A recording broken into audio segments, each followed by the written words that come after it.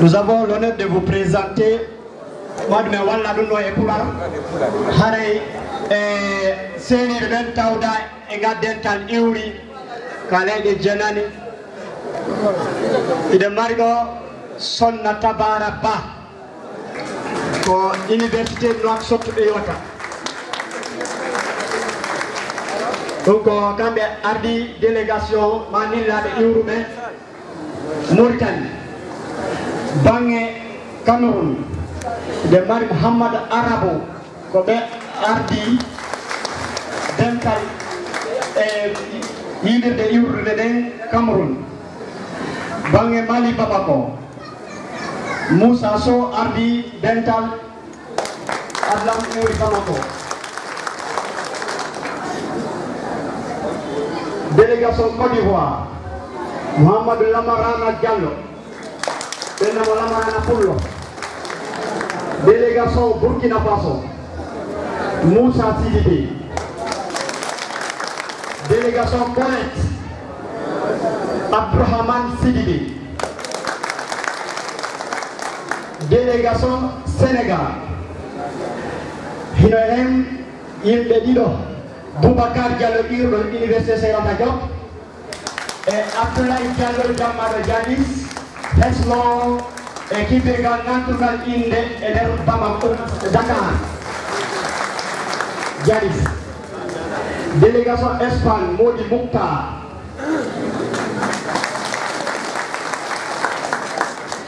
Gambia, délégation Gambia, Mohamed Lambadi Badiallo.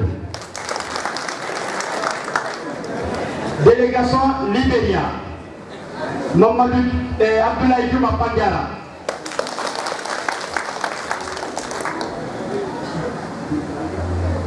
Délégation Nigeria. Nigeria, Hinohen Arbe, État du Tati. État Johnnedo Baïkare Pizidi, et présentant de la les chefs de délégation. Et Dr. Ousseynou Margan Djekarouna Djinga.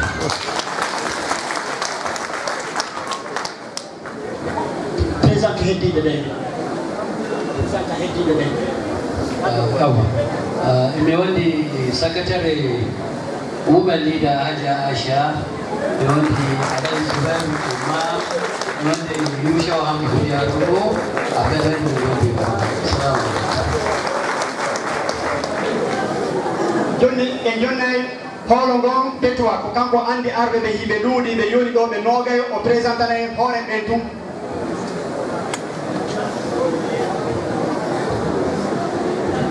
Assalamu alaikum warahmatullahi wabarakatuh. Jamaare julbe on nyandi e jam mi do ela on nyandi e jam to wonno do fu mi do wadana on jaram mi do wi'a on jaram e India Muhammadu Aliyu Balle mi do anditire be to adalam komi woni jokko winde jangen adlama Nigeria men ari do men tawi jam men jabbama men tonnama men teddinama men ari do himbe nogas inshallah woni Nigeria fu lildo delegation himbe dido region fof inshallah do men nogas himbe nogas ari e jonde de mi yetti Allah en tawa do adalama on no tawa do e inde governor bando kado e adama wafu en tawa do inshallah rabbi men jabi jabbede men jabi teddungal gal teddi do mi yo Allah nam do beeda teddengo leyde Afrique fof on jarama. Assalamu alaikum. Délégation Togo Ghana ko Barke Sare. Ghana Barke Sare. Togo Barke Sare.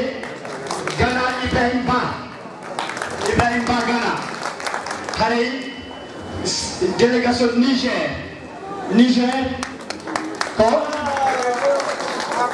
Ardo Rebo, et Ardi délégation Nigero, Harry ibe do be bui, Ardo Rebo sanam, Harry en Cameroun, Johnny en Hatay do feken Chad Amadou Oumar Ahmad Odo wonno batte sappo fiyo hewtugo. Batte sappo. Aybollah.